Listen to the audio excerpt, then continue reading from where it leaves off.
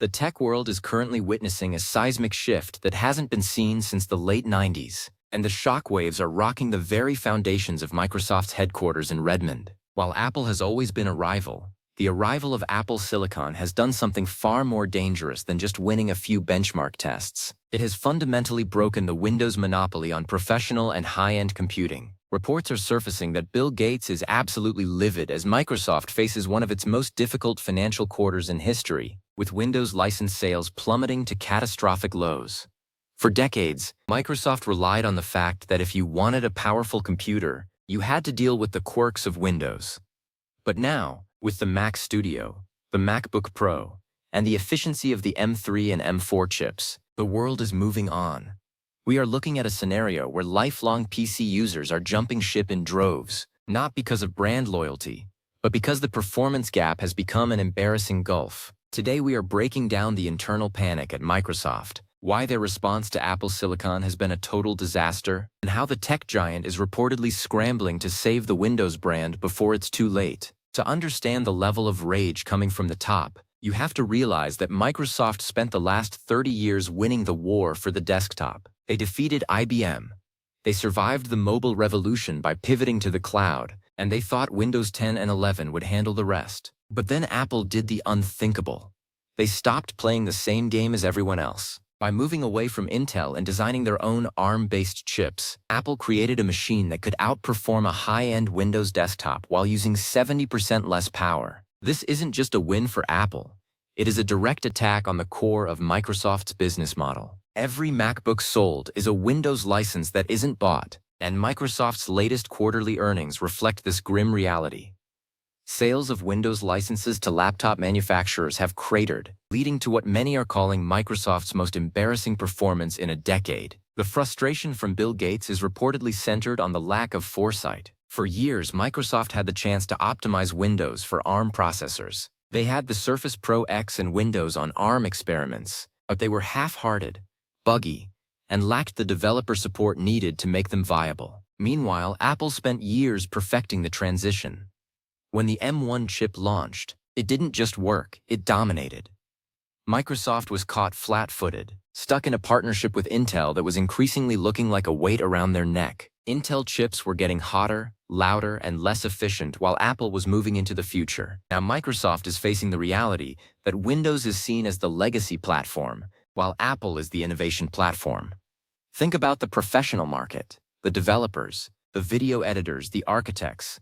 These were people who used to build custom Windows PCs because they needed the raw power. Now they are realizing that a fanless MacBook Air can often handle heavy workloads smoother than a bulky Windows laptop that sounds like a jet engine. This mass exodus of the prosumer market is what is causing the financial drain. High-end users are the ones who buy the expensive Pro licenses and drive the ecosystem forward. If they leave, the developers follow.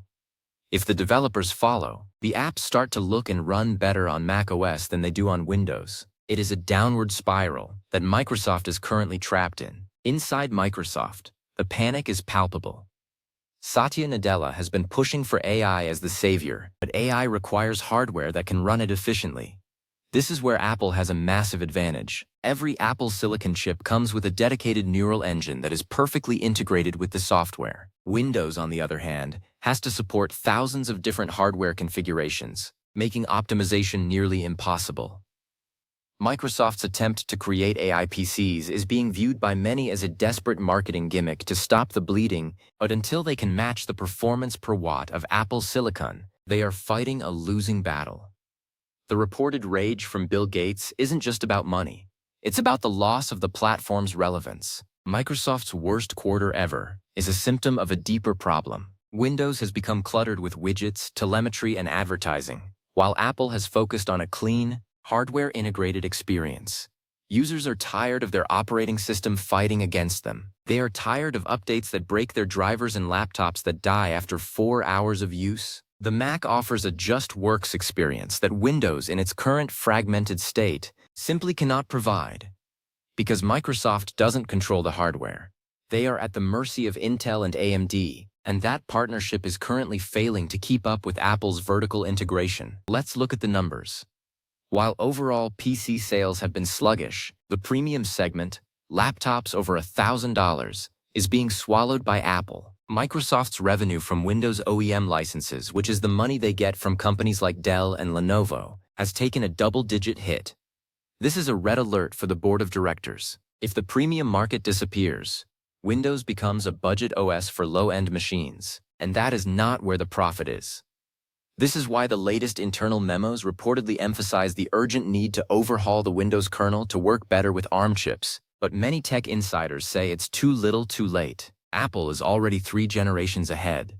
The situation with Qualcomm is also a major pain point. Microsoft has pinned its hopes on the Snapdragon X Elite processors to be the MacBook killer, but the rollouts have been slow, and the software compatibility layers are still nowhere near as seamless as Apple's Rosetta 2. When you buy a Mac, your old apps work fast. When you buy a Windows ARM laptop, your old apps might not work at all, or they might run like they are stuck in mud. This friction is what is killing sales. Consumers don't want to be beta testers for Microsoft's hardware experiments. They want a tool that helps them get their work done. Bill Gates' alleged anger is also directed at the loss of the student market. For decades, Windows was the default for education, but now, every college campus is a sea of silver MacBooks. Apple has successfully convinced an entire generation that Windows is for the office and Mac is for creativity. This branding victory is manifesting in Microsoft's worst quarter because the younger demographic is completely ignoring Windows hardware. If you lose the students today, you lose the workforce of tomorrow. Microsoft's attempt to counter this with Windows 11 SE and Surface Go devices has largely failed to gain traction against the iPad and the MacBook Air. The technical gap is also widening in ways that are hard for Microsoft to fix without starting over. Apple's unified memory architecture allows the CPU and GPU to share a pool of incredibly fast memory. Windows PCs are still using the traditional model of separate RAM and VRAM, which creates bottlenecks that no amount of raw clock speed can overcome. This is why a Mac with 16 gigabytes of RAM often feels faster than a Windows PC with 32 gigabytes. Microsoft is fighting against the laws of physics and the limitations of the x86 architecture, and Bill Gates reportedly knows that without a fundamental shift, Windows will never reclaim the performance throne. There's also the issue of the user interface. Windows 11 has been criticized since day one for its inconsistent design. You have the Modern Settings app, but right behind it, you still have the control panel from 1995. You have a centered taskbar, but the right-click menus are a mess of submenus. This lack of polish makes the high-priced Surface devices feel cheap compared to the industrial design of a MacBook. Microsoft is trying to be a software company and a hardware company at the same time, but they are failing to reach the level of harmony that Apple has achieved. This lack of soul in the product is reflecting in the sales figures. So, how did Microsoft end up here? It's a classic case of corporate complacency. For years, Intel gave them a steady supply of processors that were good enough, and Microsoft didn't see a reason to innovate on the kernel level. They focused on Azure and the cloud because that's where the easy money was. But they forgot that the gateway to the cloud is the device in the user's hand. By neglecting the Windows user experience and the underlying architecture, they left a door wide open for Apple to walk through. Now, Apple hasn't just walked through it. They've taken over the room and changed the locks. The reported frustration from the top also touches on the search and ads problem. Microsoft has been so desperate to find new revenue streams that they've turned Windows into an advertising platform. Your start menu suggests apps you didn't ask for, and your lock screen shows ads for travel destinations. People who buy a $2,000 laptop don't want to see ads in their operating system. Apple treats macOS as a product that adds value to their hardware. Microsoft treats Windows as a property they can monetize even after you've paid for it. This fundamental difference in philosophy is driving high-end users away. The Microsoft's worst quarter news isn't just about a dip in the stock price. It's a wake-up call that the Windows-Intel duopoly is over. We are entering the era of ARM-based computing, and right now, Microsoft is a passenger while Apple is the driver. The internal rage is a realization that their competitive advantage has evaporated. You can no longer say Windows is better for gaming, or Windows is better for work with the same confidence as before. In many cases, it's just not true anymore. Gaming on Mac is getting better every day with the game porting toolkit, and for professional work, the Mac is already the gold standard. Is there a way out for Microsoft? Some say they need to fork Windows, create a Windows Lite that is purely ARM-based and discards all the legacy bloat, but that would alienate the millions of enterprise users who rely on that legacy code. This is the Windows trap. They are forced to carry 30 years of baggage while Apple travels light. It's a massive technical hurdle that no amount of money can easily solve. They have to decide if they want to support every legacy app in existence or if they want to compete with Apple on efficiency. Right now, they are trying to do both, and failing at both. The hardware partners are also losing patience. Companies like Dell and Asus are starting to look more seriously at alternative operating systems and Linux-based solutions for certain niches because they see the writing on the wall. If Windows sales continue to stagnate, the manufacturers will stop prioritizing Windows devices. We are already seeing a rise in high-end Linux laptops like the Framework or System 76, which offer a cleaner experience for developers than Windows does. Microsoft is being attacked from the top by Apple and from the bottom by specialized Linux vendors. Bill Gates reported rage at the sales situation is also tied to the Surface failure. The Surface line was supposed to be the MacBook of Windows, the hardware that showed everyone else how it was done. But Surface has become stagnant. The designs haven't significantly changed in years, and the reliability issues have plagued the brand. Instead of being the leader, Surface has become just another brand in a crowded market, often overshadowed by better offerings from Razer or Lenovo. Microsoft failed to create a hardware halo effect that would keep people in the ecosystem. Another major issue is the developer ecosystem. For years, the best software was built for Windows first. Now younger developers are building for the web and for macOS. The Windows Store is still a ghost town compared to the Mac App Store, despite Microsoft's countless attempts to reboot it. Without a thriving App Store, Windows feels disconnected from the modern app-based workflow that users expect. Everything feels like a download from a random website, which brings us back to the security and stability issues that drive people to Apple. The worst quarter ever isn't a fluke. It is the result of years of ignoring the underlying hardware trends. While Microsoft was patting itself on the back for its cloud growth, Apple was building the world's most advanced fabrication process for silicon. Microsoft thought software could overcome hardware limitations, but Apple proved that when hardware and software are one, the result is untouchable. This is the reality that Bill Gates is reportedly struggling with. The company he built is being out-engineered at the most basic level. The AI PC push is Microsoft's last stand. They are hoping that by integrating GPT-4 and other AI models directly into the OS, they can make Windows essential again. But once again, Apple has already responded with Apple Intelligence, which promises similar features with much higher privacy and local processing power thanks to their silicon. If the AI PC doesn't work perfectly on day one, it will be the final nail in the coffin for Windows sales growth. Users are already skeptical of AI. If it's buggy and makes their computer slower, they will run even faster toward Apple.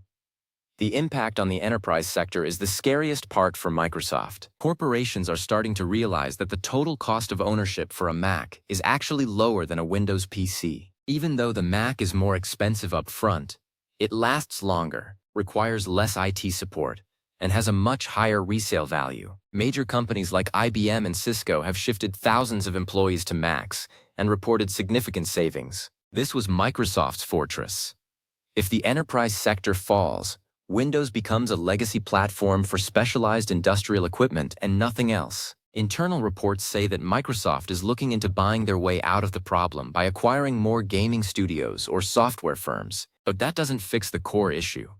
The core issue is the kernel. Windows needs to be rewritten for the modern era, but the risk of breaking the world's business software is too high. They are stuck in a game of patching a sinking ship while Apple is building a spaceship. The sales decline is just a reflection of the fact that the public has noticed the ship is taking on water. Bill Gates' alleged anger is also a sign of a lost cultural influence. Microsoft used to be the company that defined the future. Now they are the company that reacts to it. They reacted to the iPhone with Windows Phone and failed. They reacted to the iPad with the Surface and achieved moderate success. Now they are reacting to Apple Silicon, and the market is telling them that good enough is no longer acceptable. The prestige of owning a Windows laptop is gone, replaced by the utility of a tool that people love to hate. What should Windows users do? Many are holding onto their Windows 10 machines as long as possible, refusing to move to Windows 11. This fragmentation is another huge problem. If your own users won't move to your latest software, you have a failed product.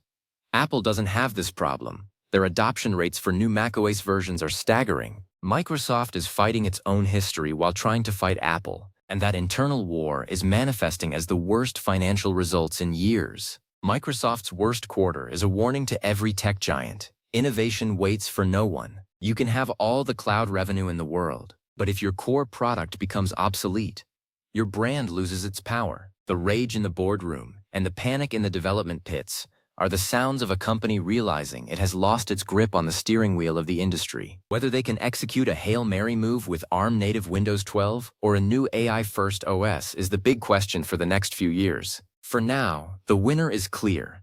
Apple Silicon has changed the expectations of what a computer should be. It should be silent, it should be cool, and it should last 20 hours on a single charge. Windows laptops are still struggling to meet these basic criteria in a consistent way. Until Microsoft can provide a real alternative that isn't just a collection of compromises, the sales will continue to slide toward Cupertino. The era of Windows dominance is ending, and the era of specialized, efficient silicon is here. Microsoft is at a crossroads. They can either continue to be a Me Too competitor, or they can radically reinvent what a PC is. But reinvention takes courage, and it involves the risk of failure. Given their current quarter, they might not have a choice. The worst quarter is just the beginning if they don't change the path they are on. Watch the space between the hardware and the software. That's where the battle is being won. Apple is winning because there is no space between theirs. Microsoft is losing because the space between Windows and its hardware partners is a canyon that is getting wider every day. The tech industry doesn't care about legacy. It cares about what's next. And right now, what's next is being designed by Apple. Microsoft's worst quarter ever is the inevitable result of a company that stopped trying to lead and started trying to manage. Management is for stable markets. In a disrupted market, you need vision. And as reports suggest, even the founders are starting to realize that the vision at Microsoft has been blurred for a long time. The coming years will decide if Windows becomes the next IBM mainframe, or if it can find a way to be relevant in the ARM-powered future. The clock is ticking, and the sales numbers aren't waiting for anyone. Stay sharp and keep an eye on your hardware choices. The tools we use define how we work. And right now, the choice has never been more consequential.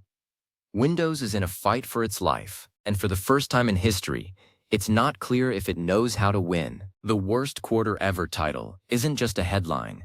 It's a diagnosis of a platform in crisis. Microsoft needs to find its soul again, or it will continue to watch as Apple Silicon Macintoshes take over the world, one disgruntled Windows user at a time. The battle is far from over, but the momentum has shifted, and in the tech world, momentum is everything. Keep watching, because the next few updates from Redmond will tell us everything we need to know about the future of the PC.